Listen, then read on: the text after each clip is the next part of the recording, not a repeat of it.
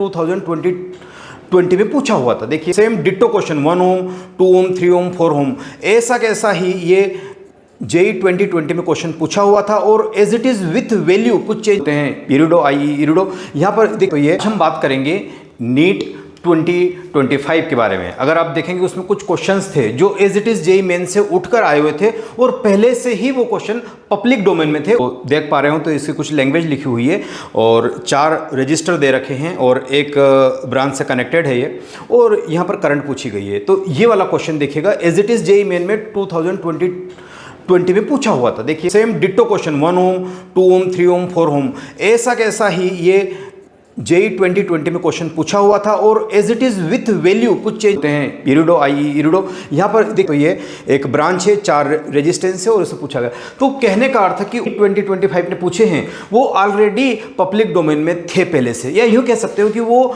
Data या उसका pattern सब कुछ क्वेश्चन, और मैक्सिमम क्वेश्चन को हम देखेंगे तो आपको ऐसे क्वेश्चन मिल जाएंगे और भी कई। तो अगर हम प्रॉपर सेंस में कहें, अगर आपने प्रॉपर पढ़ा होगा और पढ़ाया गया होगा इन कॉन्सेप्ट को कवर करने के लिए, तो डेफिनेटली आपको नीट 2025 बिल्कुल भी टफ नहीं लगेगी। अगर 5 से 10 क्वेश्चन जो थोड़े से अटपटे थे, है ना, वो आपकी इन प्रैक्टिस नहीं थे, उन क्वेश्चन को छोड़ दिया जाए तो फिर भी 35 क्वेश्चन तक तो ऐसे क्वेश्चन थे जो आप इजीली थोड़ा सा एफर्ट्स लगाकर कर सकते थे, उस नॉलेज के बिहाफ पर ही जो आपने नीट लेवल का पढ़ा हुआ था। अगर प्रॉपर पढ़ा होता तो डेफिनेटली, तो आपको पता होते हुए भी अगर आप उन क्वेश्चंस को नहीं कर पा रहे हो तो इसके पीछे एक ही लॉजिक है कि प्रैक्टिस कराते वक्त आपको उन बातों को नहीं सिखाया गया कि क्वेश्चन को कैसे डील करना है, पैरामीटर को कैसे डील करना है, उस न्यूमेरिकल की लैंग्वेज को कैसे डील करना है, जो आपके पास स्टोर्ड नॉलेज है उसको कैसे उसके साथ असिमिलेट करना है। ये सारी चीजें अगर एक बार हो पाती, प्रॉपर्टी 5+ क्वेश्चन इजीली कर पाते। और अगर आपने आपको रिपीट करना चाहते हैं इस साल,